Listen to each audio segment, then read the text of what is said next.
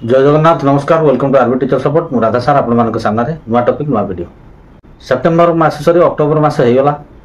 DA वृद्धि घोषणा है ना आगु को आसुची दशहरा दीपावली समस्त लक्ष्य रही केबे डीए वृद्धि घोषणा हम सरकार केबे डीए वृद्धि करेंगे समस्त मन में गोटे प्रश्न रही केबे डीए वृद्धि हम केते डीए वृद्धि हम डीए वृद्धि संपर्क में जहाँ अपडेट रही ये वीडियो रे आपण सामने रखुची वीडियो को शेष पर्यंत देखु चैनल सब्सक्राइब कर सब्सक्राइब कर नोटिफिकेशन बेल ऑन कर दिखाँ जहाँफल जिते बड़े ये चैनल अपडेट वीडियो आसो प्रथम नोटिफिकेशन आपको सूचना मिल वीडियो भल लगे लाइक और शेयर करने को भूलिए ना ये चैनल आपण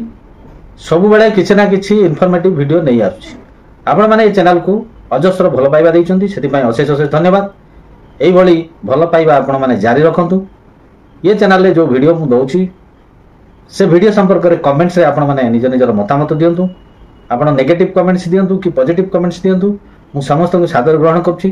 एवं वीडियो टी जदि आपण मानकु भल लागुछि ताहले लाइक करिवे एवं अन्य मानकु शेयर करिवे डीए वृद्धि संपर्क में नुआ अपडेट रही सरकारी कर्मचारी मानकर डीए वृद्धि खूब शीघ्र घोषणा हेबाकु जाउछि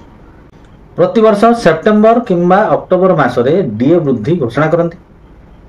प्रथमे केंद्र सरकारी कर्मचारी मानक पई डीए वृद्धि घोषणा करती परे राज्य सरकार माने सेमानंकर कर्मचारी मानक पई बा राज्य सरकारी कर्मचारी मानक पई डीए वृद्धि घोषणा हुए डीए वृद्धि घोषणा हेले सरकारी कर्मचारी मानकर दरमारे वृद्धि घटे सूचना अनुसार डीए वृद्धि संपर्क में सरकारी कर्मचारी मानकर अपेक्षार अंत घटिबाकू जाउछि अक्टोबर 3 तारिख केंद्र कैबिनेट एक स्वतंत्र बैठक अनुष्ठित होबाकू जाउछि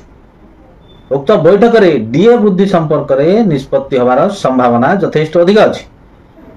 डीए वृद्धि विलंब होउथबारु केंद्र सरकारी कर्मचारी महासंघ माने विभिन्न समय सरकार को दाबी पत्र देइछंती एई अल्प दिन तले केंद्र सरकारी कर्मचारी संघ तरफ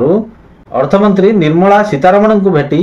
आलोचना करने सहित लिखित आकार में पत्र माध्यम जनइछंती जे डीए वृद्धि कहीं विलंब होउछि अति शीघ्र सरकारी कर्मचारी मानकर डीए वृद्धि होबार आवश्यकता रही आपण मैंने जानते मार्च मसरे 4% डीए वृद्धि होता जहाँफल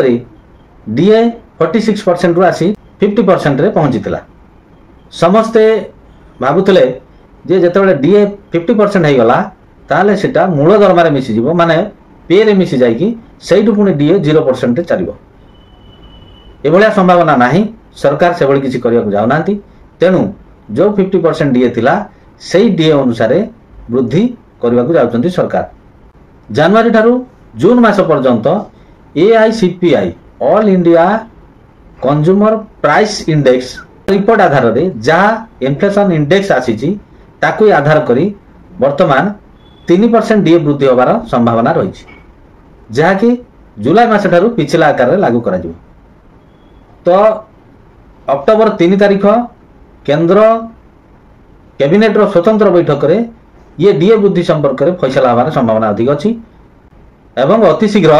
डीए वृद्धि लागू करा जिवो केंद्र सरकारी कर्मचारी मानक पई डीए वृद्धि घोषणा कला परे राज्य सरकारी कर्मचारी मानक पई डीए वृद्धि घोषणा करिवे जाकि पिछला भाव में जुलाई ठारू डीए वृद्धि मिलिबो आशा करे वीडियो टी आपण मानक पई इन्फॉर्मेटिव हेतिबो